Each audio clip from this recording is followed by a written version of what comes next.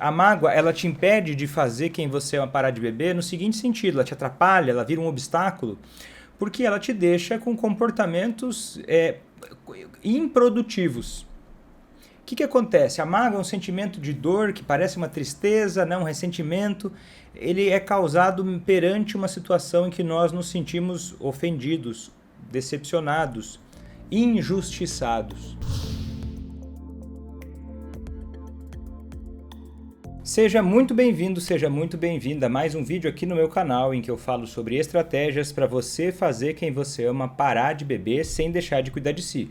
O meu nome é Vitor Blasius, eu sou médico psiquiatra e esse é o episódio número 2 do programa Aliados da Sobriedade. Esse é um programa em que eu vou te trazer informações, né, atalhos e obstáculos para você aproveitar caminhos para fazer quem você ama parar de beber, talvez pontos cegos que você ainda não percebeu, e também como superar obstáculos, né, na sua jornada de fazer quem você ama parar de beber. Talvez você saiba, talvez não, mas eu trabalho hoje principalmente com familiares de alcoolistas através de um método ACA, que é o método ACA, Amor contra o Alcoolismo, que é um treinamento familiar unilateral em que eu ensino o familiar a fazer quem ama parar de beber sem deixar de cuidar de si.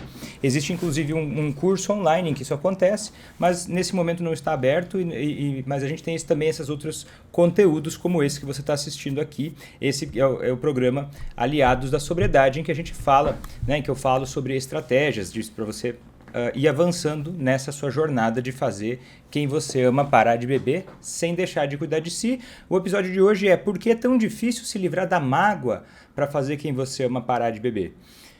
Eu recebi um e-mail recentemente de uma seguidora dizendo o seguinte, ela falou exatamente o seguinte, falou: Vitor, eu acho que eu não consigo fazer as coisas que eu aprendo, né? Eu tenho aprendido, tenho te acompanhado nas redes sociais, ainda não estou no curso ACA, e uma coisa que me trava é que eu sinto muita mágoa, Vitor. Eu não consigo agir da forma que eu aprendo, que é correta, porque é muito atrito, é muita discussão, é muita briga, e eu acabo perdendo a cabeça, né? Muitas vezes fica frustrada e acaba ficando até com muito desanimada, sem vontade de fazer as coisas, porque está num estado de muita mágoa, né? Muita frustração, desesperança.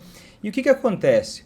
Muita gente que convive com alguém que tem essa doença do alcoolismo se sente talvez como ela. Me conta nos comentários se você se sente assim. Já aproveitando, me coloca nos comentários para eu saber se você já me acompanha há muito tempo ou está começando a me acompanhar agora. Coloca para mim hashtag novato ou novata, se você está começando a me acompanhar agora, e hashtag veterano ou veterana, se você já me acompanha há mais tempo. Se você é aluno ACA, coloca hashtag família ACA. Porque quem convive com alguém que tem alcoolismo e você tem um relacionamento significativo, muitas vezes você podem ter acontecido várias coisas que te deixaram com muita mágoa. Por exemplo, promessas que não são cumpridas, né? Eu não vou mais beber, só vou beber um pouco, né? Você pode ter depositado confiança nessas promessas, né? Ou por ver essa pessoa tendo comportamentos de risco, né? Dirigindo depois de beber, fazendo coisas que podem colocar ela em perigo, né? As mudanças de humor, a falta de estabilidade, né? O descaso às vezes com você, o descaso com a própria saúde, o descaso com as responsabilidades, a negação, né? A resistência, aquela coisa de a pessoa não se dar conta de que ela precisa mudar a forma de beber, não perceber o tamanho do problema, né? Talvez você vai conversar com essa pessoa e ela rejeite aquilo que para você é muito óbvio, que, por exemplo, existe um problema com álcool acontecendo. Isso pode ser muito frustrante ao longo do tempo, principalmente se você não entende o que significa cada coisa, né? O que significa o alcoolismo, por que esse tipo de comportamento acontece com aquela pessoa e os caminhos para você modificar isso. A sensação que pode vir além disso tudo é a impotência. Então, uma das formas de você melhorar e se sentir melhor, né? Se sentir melhor e até resolver a situação é você aprender como lidar com o real inimigo, que é a doença e não a pessoa. Né? Essa pessoa que é significativa na sua vida, que está tendo um comportamento tão desagradável e tão destrutivo, né? Porque quando uma pessoa que se comporta de uma forma que machuca alguém próximo, como você que tem um relacionamento significativo, isso também é uma forma de autodestruição.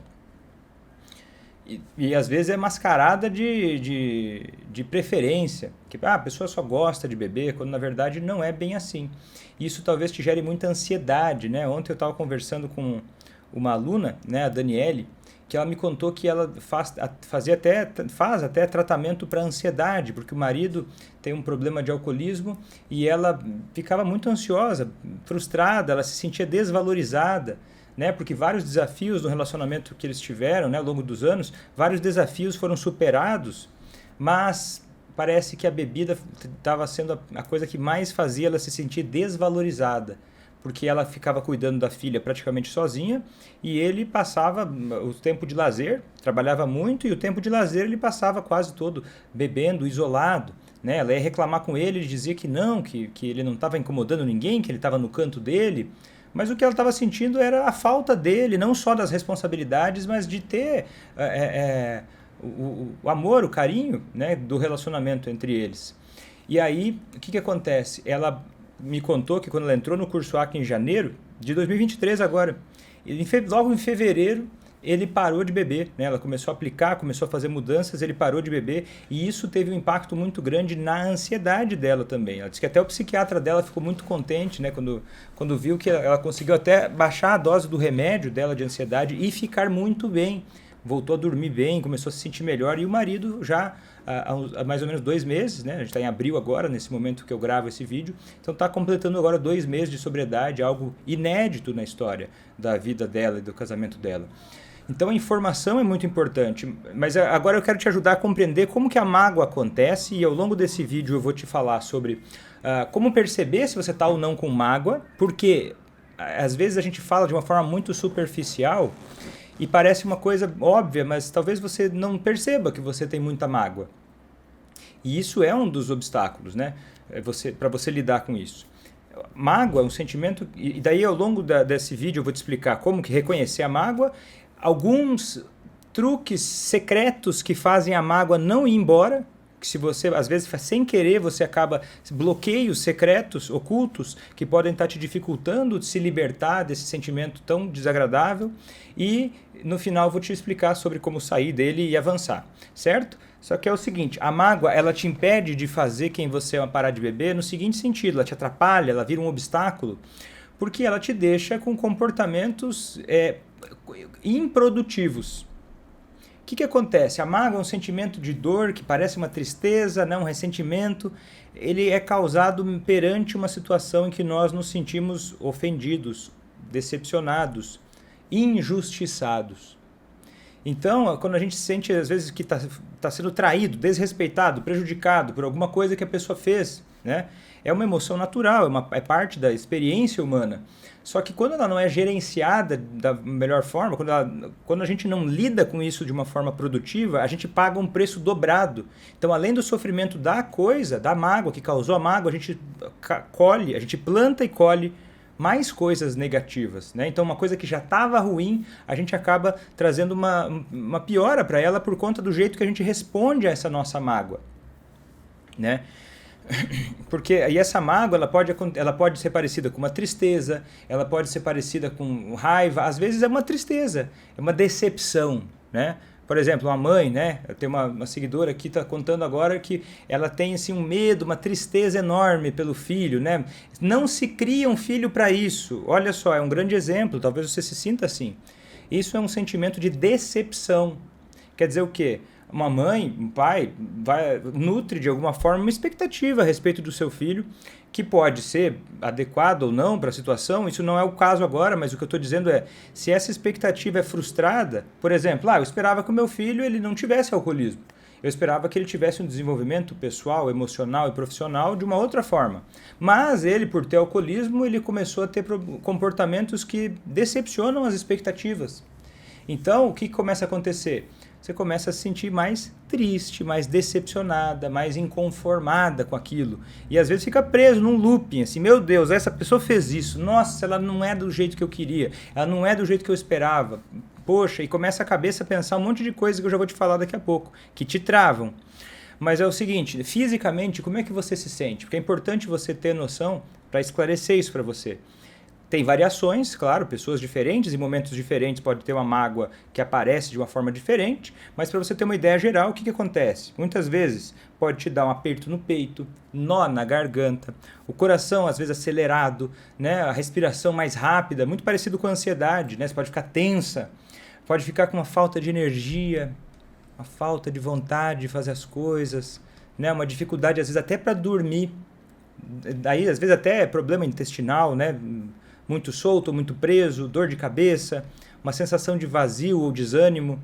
Claro, se isso tomar proporções que cheguem a afetar muito a sua vida e passe mais do que um mês, assim, na maior parte do tempo, de uma forma muito intensa, talvez você possa até adoecer, né? Ter uma depressão ou ter até um transtorno de ansiedade causado, né? Ou desencadeado por conta desse ciclo do alcoolismo.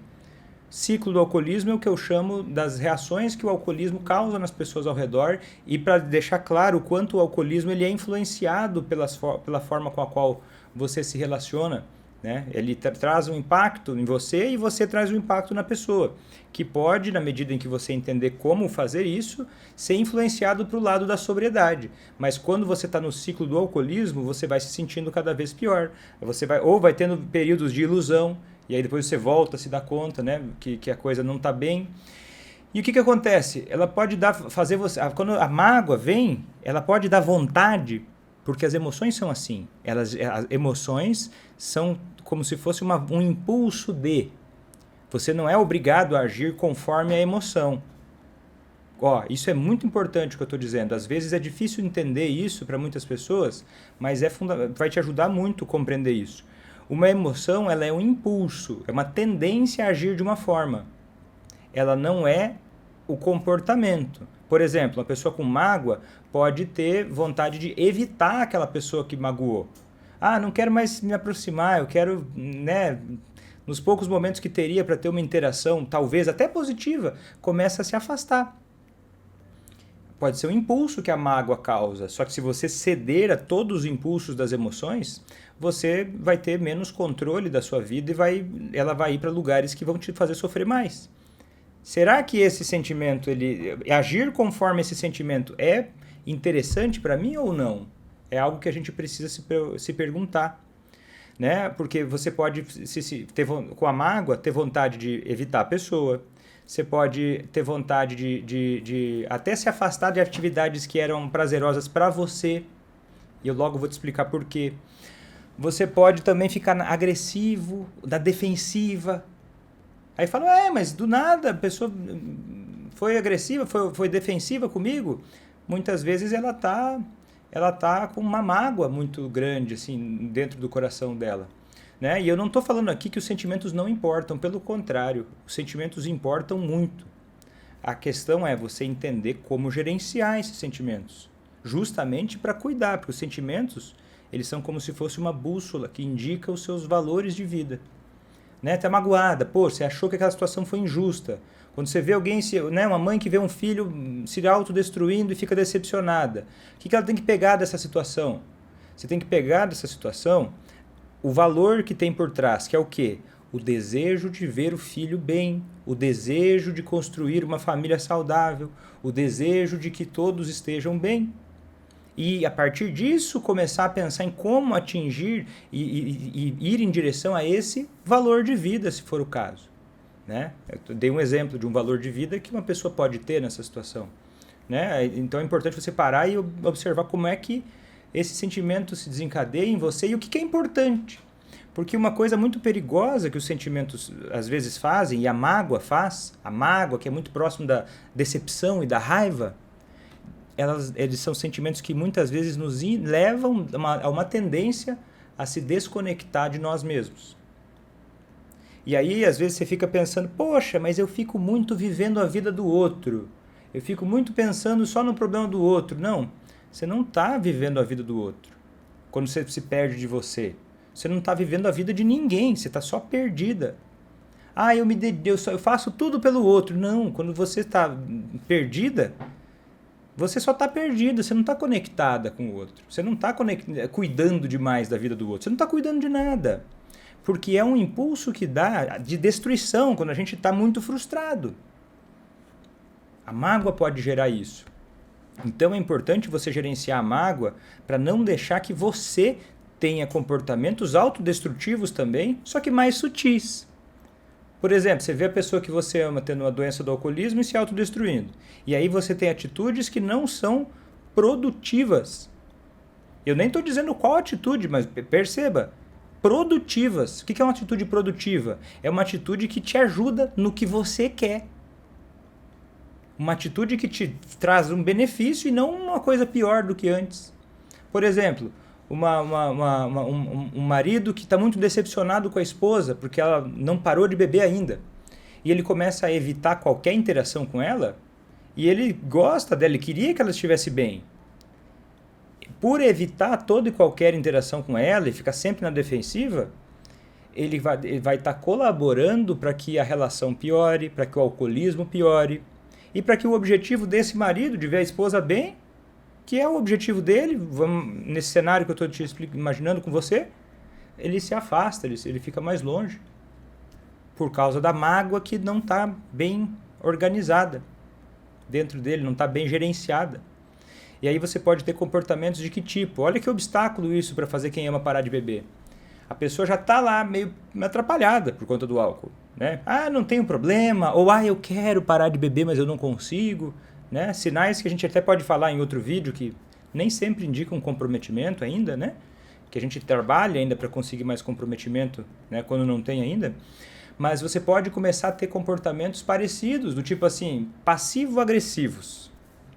Fica dias sem falar com aquela pessoa. Cruza com ela, não dá bom dia. Entendeu? Começa a deixar a pessoa no vácuo o tempo todo. Ela cruza com você e fala, bom dia, fulano. Não fala nada. Faz um comentário, não fala nada. Um tratamento de silêncio. Né? Não estou falando de, passou dias sem falar com a pessoa, tem que falar todo mundo, tem que falar todo dia. Não, não é isso. Né? A não ser que mora na mesma casa, você cruza com a pessoa, não vai falar nada dias. Tem muita gente que faz isso e nem se percebe que isso é um comportamento passivo-agressivo. Né? Falar mal da pessoa para os outros, isso é uma coisa muito séria, que muitas vezes a gente minimiza. Às vezes, num objetivo de conseguir apoio e compaixão das outras pessoas, a gente apela para desabafar da forma errada para a pessoa errada no lugar errado. A gente vai lá e fala mal da esposa para o vizinho. Vai lá e fala mal do marido para alguém da rua. Entende? Você começa a falar mal de alguém que você ama por aí. Começa a desestimular, a soltar veneno. Desestimular outras pessoas. Tipo assim, meu marido é alcoólatra e eu sofro com isso. Daí vê alguém que tem algum problema com álcool, vê um familiar e fala, olha, larga essa pessoa enquanto é tempo, porque a vida, nossa, ó céus, fica um vitimismo triste, que só traz dor. Isso vai criando um ambiente negativo, uma tensão, um estresse que já estava acontecendo, vai ficando cada vez pior. E aí você começa a virar uma pessoa que fica azeda. O que é uma pessoa azeda? Uma pessoa que fala coisa ruim, só pensa coisa ruim e fica com a cabeça contaminada. Ou até você simplesmente perde a noção e a sensibilidade e fala coisas muito agressivas como se fossem normais. Por exemplo, é horrível viver com quem bebe. Ok, pode ser muito desafiador. Mas será que você diria a mesma coisa de é horrível viver com quem tem depressão? É horrível viver com alguém que tem um transtorno de ansiedade. É horrível viver com alguém que tem diabetes. Será que teria tão natural você ouvir as pessoas falar com a boca cheia, com orgulho às vezes de dizer, é um desabafo, né? Quando a pessoa diz isso, ela está dizendo o quê? Poxa, para mim está sendo muito difícil, para mim está sendo muito doloroso vivenciar isso. Só que rapidamente você entra num padrão, se você não gerenciar bem isso, de ataque e defesa. Ataque e defesa. Quer dizer o quê? A vítima e o perseguidor. Você se coloca num papel, às vezes, de vítima. E eu não estou dizendo que, não é, que é justo e que não importa os seus sentimentos, as suas necessidades. Não é isso. O papel de vítima é um dos inimigos da sobriedade de quem você ama e de cuidar de si. Porque o papel de vítima é uma falsa forma de você conseguir compaixão. É uma forma sabotadora de você conseguir apoio. de você expressar suas emoções, porque isso não é uma emoção, muitas vezes. É só lixo mal digerido que você, às vezes, se coloca como uma forma imediata de buscar um alívio. Porque quando a gente coloca uma situação de uma forma simples demais, é um jeito de buscar alívio. Por exemplo, a pessoa que bebe é horrível, então o inferno são os outros, né? O problema sempre são os outros. É uma forma da gente tentar livrar nosso sentimento que às vezes é um pouco pesado da vida adulta, que nós somos os principais responsáveis por o que está acontecendo com a nossa vida, na maior parte do tempo, né? Raramente, aqui e ali, acontece uma coisa que fugiu, alguém fez algo contra você, mas na maior parte do tempo você vive consequências de coisas que foram acontecendo que cabem a você, né? E coisas que podem doer na gente que não é culpa de ninguém. Não estou dizendo que não é responsabilidade, mas não é culpa de ninguém. O alcoolismo não é culpa de ninguém. Tem uma série de fatores que levam a pessoa a desenvolver o alcoolismo e ninguém escolhe ter alcoolismo. Não estou dizendo que livra. Agora a pessoa não tem responsabilidade nenhuma, mas não é culpa de ninguém. E aí ficar procurando culpados é uma loucura, é uma loucura. E é uma dor pura. Parece um senso de justiça, mas que não te traz justiça nenhuma. Mas eu vou agora pensar naquela pessoa como um grande vilão. Isso não traz um benefício nenhum para você. Tá, mas e aí, se é um grande vilão, o que você vai fazer a respeito? Como é que vai... E o que isso faz de você, então? Porque você vai começar a se enxergar como uma pessoa fraca, vai começar a enxergar o futuro como sem esperança, que são distorções, porque existem coisas que podem ser feitas e existem decisões a serem tomadas. Que caminho você quer seguir? O que é importante para você? E não dá para agir só na raiva, senão você vai viver chutando o balde, buscando o balde de volta. É uma situação séria, delicada, que merece pensar com reflexão. O que você vai fazer a respeito disso? Porque tem 3 opções para você fazer, se você convive com o alcoolismo de alguém que você ama. Eu gosto mais da terceira. Veja qual você gosta mais. A primeira é você não fazer nada e deixar as coisas por conta própria. Cada um cuida de si, se piorar, piorou, sabendo que o alcoolismo ele pode piorar, né? Ele tem a tendência é que a pessoa vá piorando. Segunda opção é você ir embora. Corta a relação, some, tchau, vai embora. Vai cuidar da sua vida, vai se separa da pessoa, não convive mais, não interessa. Se é uma pessoa adulta, se é mãe, se é pai, se é o que é, se é marido, se é esposa, não cabe a ninguém decidir, é você que vai decidir. Você que vai viver com essa decisão. E tem o terceiro caminho, que é você, na medida em que esse relacionamento é importante para você, você entender o que fazer, você aprender como lidar com essa doença, que ela é o inimigo, e você lutar contra a doença e não contra a pessoa. E você vai fazendo isso sem deixar de cuidar de si. Pelo contrário, quando você começa a entrar no ciclo da sobriedade, que é aplicando as estratégias do método ACA, mesmo antes da resposta do outro vir, mesmo antes do outro parar de beber, você já começa a sentir diferença dentro do seu coração. Você já começa a perceber, se você está com a mentalidade certa, aplicando as coisas da forma correta, vem uma paz muito grande. Porque parte da dor que a gente sente é olhar para um problema que está difícil e a gente não está enxergando para que lado que a gente está indo. Parece que está caminhando em círculos. E quando você entende a trajetória de como lidar, vem uma paz muito grande porque você confia, você começa a se sentir mais segura.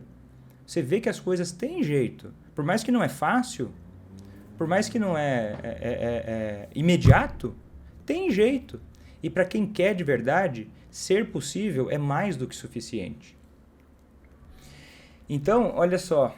Então, por que é possível? Eu vou te dar aqui 6 principais motivos secretos que podem levar as pessoas a ficarem presas na mágoa dentro do ciclo do alcoolismo. Quero que você pare agora e tente identificar se você tem algum deles, você pode ter mais de um deles, e é importante, o primeiro passo vai ser você identificar o que é. Se tiver papel e caneta, anota aí, aquele que você se identificar. Primeiro deles, é como se você quisesse punir o outro. Quero punir o outro. E aí eu não consigo me sentir menos magoado, eu não consigo me liberar dessa sensação negativa em relação ao outro. esse impulso de agir contra o outro, porque eu tenho uma ideia de que esse sentimento é o que vai me fazer justiça e vai fazer eu punir o outro. Quero maltratar o outro, então eu tenho que me ferrar. Por exemplo, às vezes, é uma coisa que não é muito consciente, é um jeito que vai lidando com os sentimentos. Às vezes, um familiar está muito ressentido com a gente por coisas que a gente não percebeu ainda ou não valorizou, não parou para se autoanalisar. E aí a pessoa está muito magoada e às vezes um filho começa a se comportar mal para tentar sinalizar. Não é a única forma, tá? Não é o único motivo, é só um exemplo.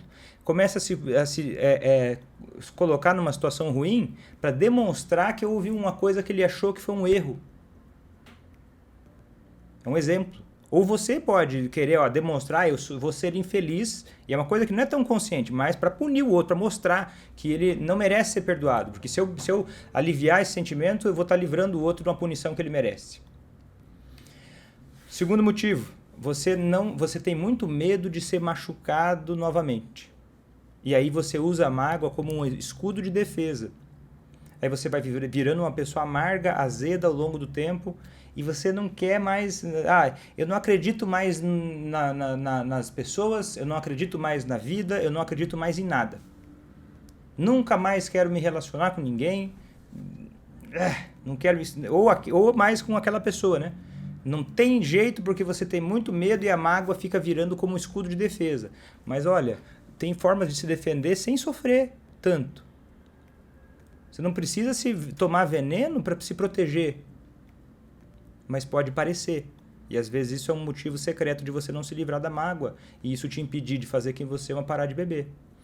A outra, terceiro, você pode acreditar que você não pode se liberar da mágoa, porque isso seria como concordar e aprovar o que o outro fez. Né? Então eu não aprovo o que ele fez, mantenho a minha mágoa porque eu não quero... Porque se está errado eu tenho que me sentir mal. Quarto, às vezes você não quer se libertar da mágoa porque o outro ainda não pediu perdão.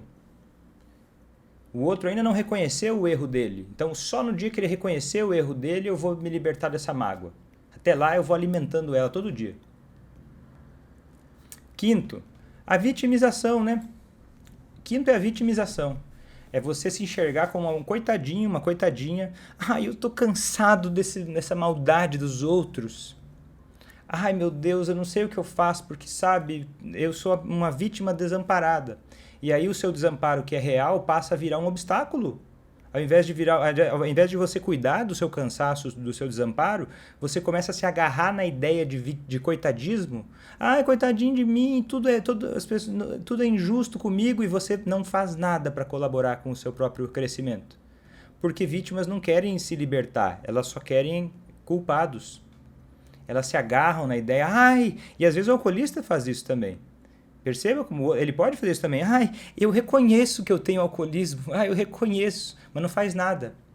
Está abraçado lá com o problema de estimação dele. Eu reconheço, poxa, eu estou lutando, está fazendo o quê?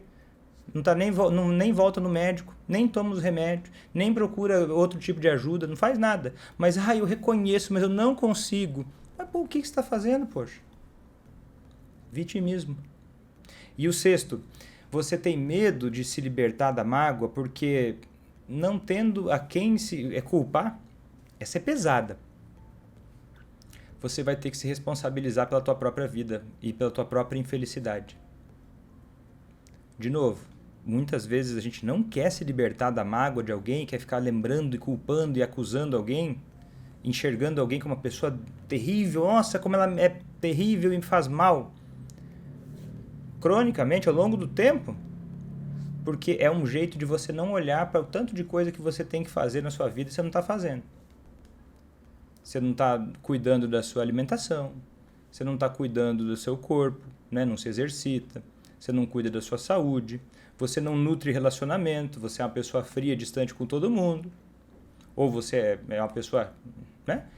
Tem outros problemas em outros relacionamentos que você não quer olhar. E aí aquele problema, poxa, você não tem que pensar na aposentadoria, não tem que pensar no seu trabalho, porque aquela pessoa está ocupando a sua cabeça o tempo todo. E é um alívio isso, né? Quando a gente procura, quando a culpa é do outro, isso é um alívio. Eu não sou responsável, então está tudo resolvido. Então, cuidado.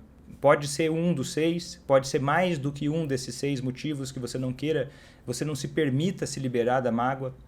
Pode ser um conjunto de um pouquinho de cada um, mas é útil, é muito importante você se dar conta do que pode ser. E às vezes é duro a gente admitir para nós mesmos. Pois é, Vitor, para mim é muito mais, porque é muito cômodo. É doido às vezes falar isso, quando alguém chega agora na live, vai pegar só essa parte, vai achar estranho. Mas pode ser muito cômodo a gente acusar o outro o tempo todo da nossa infelicidade. Tem muita gente que fica brava comigo quando eu falo isso. Mas eu não estou dizendo que você não pode estar infeliz por uma situação que não é como você gostaria ou precisaria.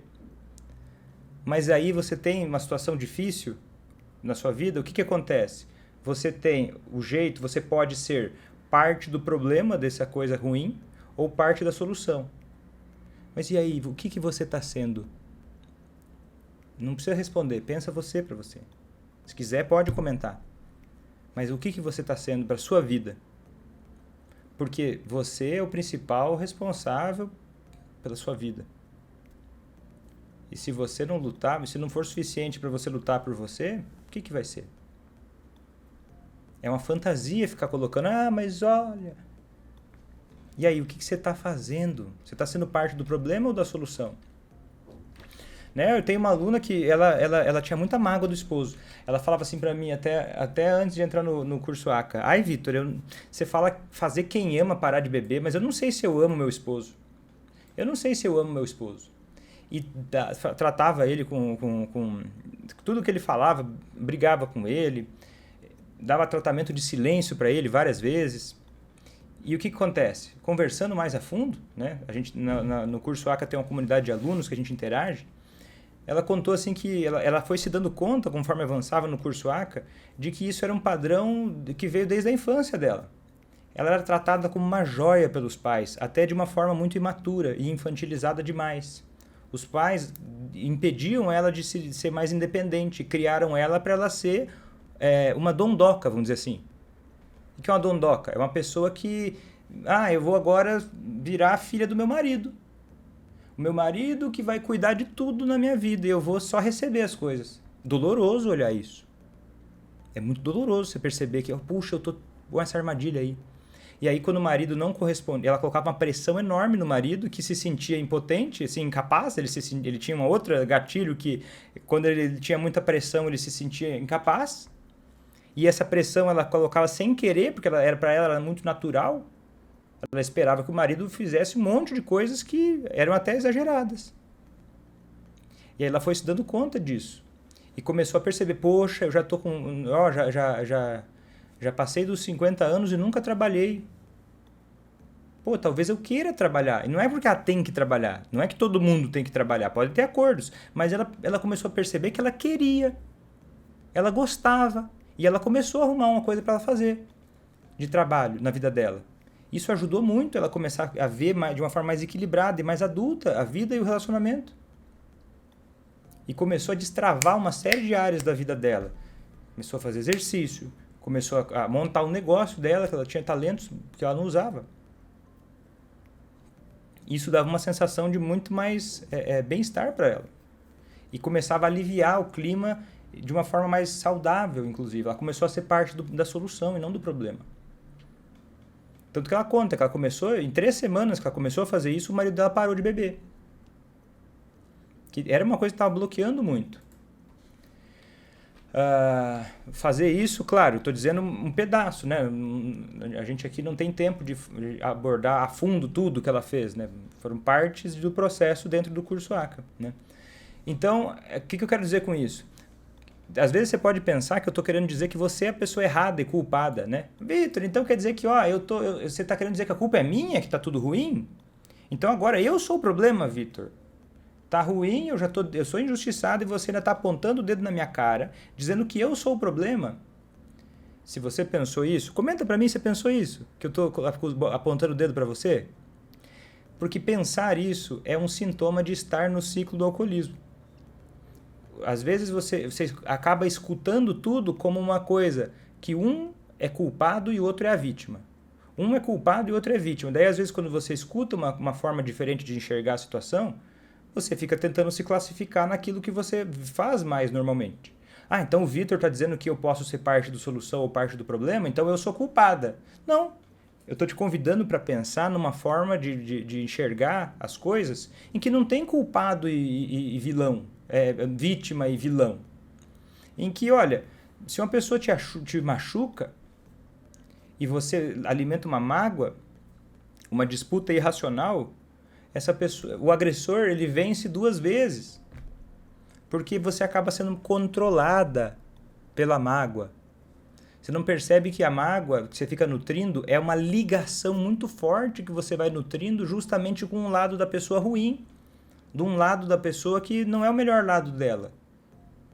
O que você quer é estimular e conviver com o melhor lado dessa pessoa, não com o pior. Mas a mágoa te mantém presa e ligada ao pior lado daquela pessoa. E tem algumas formas de lidar com a mágoa que são erradas, né? E aí, se você fizer assim, vai ser difícil você fazer quem você é parar de beber, porque você vai continuar presa no ciclo do alcoolismo e não vai nem se abrir para aprender mais. Que é o quê? Você não fazer nada, não tomar iniciativa, você ignorar ou negar a mágoa. Não estou magoada. Mas o seu comportamento, intolerância muito rápida. Claro, tem coisas que são extremas, mas daí você fica intolerante. A pessoa espirrou, você já está muito magoada, já está muito irritada. É mágoa acumulada. Você busca culpar e criticar o outro o tempo todo. São formas ruins, erradas, né? Buscar vingança. A vingança é uma falsa. A vingança nunca é plena. Ela mata a alma e a envenena, como diria um grande poeta, né? Que talvez você conheça essa frase. Né? Porque a vingança é uma coisa irracional, é uma armadilha. Ela seduz a gente. Eu quero uma vingança, mas daí vá ver histórias de pessoas que criaram grandes vinganças nas suas vidas. Se deu alívio? Não dá alívio. A vingança, ela não... Porque ela não está ligada. A gente não tem um desejo, uma necessidade de matar, de destruir outra pessoa. Não existe, a gente não tem isso. As pessoas só fazem isso quando elas se perdem. Não é uma necessidade humana destruir uma outra pessoa, não ganha nada. Muitas vezes você pode buscar a vingança, mas na verdade o que você queria era outra coisa, era evitar o dano, era se proteger. Quando vê, você se afundou mais ainda em problemas. Ou às vezes você pode até... Você vê a pessoa, uma das formas da mágoa, ela é mais sutil, mas muito comum, que é o quê? É você ver a pessoa começar a melhorar, e ela começou a dar uns avanços, e você não reconhece, você ignora os avanços, você não fala sobre as coisas boas que você vê, você só fala sobre o que é ruim. Acontece uma coisa boa, às vezes você segura. Não fala nada. Muita coisa boa acontecendo e você nada. Não, só vou reconhecer uma coisa boa quando tudo estiver perfeito. E aí você se sabota, né? Porque você sabota também a tua relação com a pessoa que você ama, né? Então qual que é o jeito certo de lidar com a mágoa? É você parar, reconhecer, validar os seus sentimentos. Os sentimentos são válidos. Tem um sentimento, cuida, respeita o teu sentimento. Tenho esse sentimento, reconheça, valida. E você pode buscar expressar o sentimento, mas de forma adequada, no lugar adequado, para a pessoa adequada. Às vezes você está com tanta mágoa, talvez não é com aquela pessoa que você tem que falar, talvez é com alguém mais neutro, alguém que você tenha mais segurança de que vai poder errar a mão no que você vai falar, mas organizar o teu pensamento. Você pode escrever. E aí você faz o quê? Você precisa tomar uma decisão. Tá doendo. Não é isso que eu gostaria. Mas e aí? O que você vai fazer? Você tem 2 caminhos. Você pode ser parte do problema ou da solução da sua vida. Fazer quem você ama parar de beber, na medida em que essa é uma relação importante na sua vida, é ser parte da solução da própria vida. É ser o que eu chamo de uma heroína ACA. Que é o quê? Você está, na medida em que essa relação é importante para você, sendo uma heroína da sua própria vida. Quebrando, lutando contra o ciclo do alcoolismo, que muitas vezes vai atravessando gerações, trazendo dor, né? E muitas vezes quando você faz isso, você quebra o ciclo para a geração seguinte. Né? Quem tem filhos ou quem quer ter filhos, né? É uma boa forma de você não passar essas coisas para frente, como talvez possam ter passado para você. Então, você precisa e aí encarar de frente, olhar para a realidade e encarar de frente a realidade. E aí você pode praticar o perdão, mas não precisa, não no sentido assim de... Isso é um pouco polêmico, tá? Mas eu acho que vale a conversa sobre isso, que o perdão é uma forma de você se aliviar da mágoa, mas o perdão ele pode ser feito de uma forma... é muito complexo o conceito de perdão, né? Eu não estou falando aqui do perdão de você isentar a pessoa da responsabilidade que ela teve, ou de você simplesmente minimizar ou ignorar que aquilo aconteceu. Mas o perdão no sentido de, olha, eu te perdoo e eu me liberto.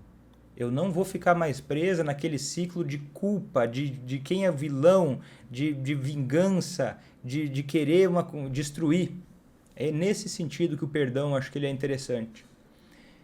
Que não é esquecer o que aconteceu, mas é você seguir em frente para ver o que você quer agora. Beleza, você tropeçou, bateu o pé. Estava numa corrida, você tropeçou e caiu. Beleza, e agora? Levanta e continua. Vai na direção que você acha certa.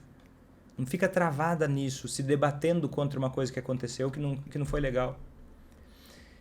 Então, o que eu acho importante? E eu acho que talvez perdoar, uma das formas que pode ajudar nesse sentido de não entrar na vitimização e na culpabilização para fazer quem você ama parar de beber, é você compreender. Eu posso compreender uma coisa horrorosa, inaceitável. Na medida que quanto mais eu compreendo realmente, não de uma forma rasa, mas eu compreendo aquele comportamento, alivia muito. Tem uma aluna do curso ACA, a Betânia, que ela entrou para fazer a filha parar de beber. A filha mora em outro estado. E ela acabou fazendo o marido e a filha parar de beber. Mas isso não era nem... Mas o que surpreendeu ela mais foi o seguinte, que o pai dela era alcoólatra e morreu por conta do alcoolismo. E ela sentia muita raiva do pai dela. E ela descontava até às vezes na filha essa raiva. E quando ela começou a entender bem a fundo, como a gente vê dentro do curso ACA, ela disse que saiu uma coisa do coração dela, que ela ficou leve de novo. Que era como se ela carregasse a vida inteira um saco de pedra nas costas. E ela conseguiu, a hora que ela começou a entender, ela conseguiu perdoar o pai dela. Num sentido positivo da coisa, não num sentido passivo. Perdoar no sentido de, cara, olha... E ela até diz mais, ela fala, olha, se eu fosse viva hoje, se o meu pai fosse vivo hoje, eu teria ajudado meu pai. Porque ela fez o que ela sabia. Né? E não deve se culpar por isso, mas a gente faz o melhor que a gente consegue. E essa vida é curta. Se a gente tem chance, naquele momento, por exemplo, agora talvez você tenha ainda a chance de fazer alguma coisa a respeito. Você pode escolher. Mas nem sempre a gente tem uma segunda chance de escolher. Às vezes a gente colhe uma consequência irrecuperável e aí, depois que a pessoa morre, morreu, virou santo. Por quê? Porque depois que morre é mais fácil se libertar do nosso ego, da nossa mágoa, do nosso egoísmo, da nossa infantilidade. E eu não estou dizendo que o único caminho é você ajudar a pessoa, não, se conectar com ela, não. Se você quer seguir o teu rumo, ir embora, é muito particular teu. Eu não estou aqui para decidir isso para você. Só estou dizendo que... e te convidando a pensar de como é que seria a tua cabeça. O que é importante para você? Se olhar para trás e ver o que você viveu. Que você tentou tudo o que você podia? Isso é importante para você ou não? Você está presa num vitimismo para qual lado? E para onde você vai? Porque essa vida é tua e a tua vida ela impacta na dos outros. Ela impacta nas pessoas que você ama.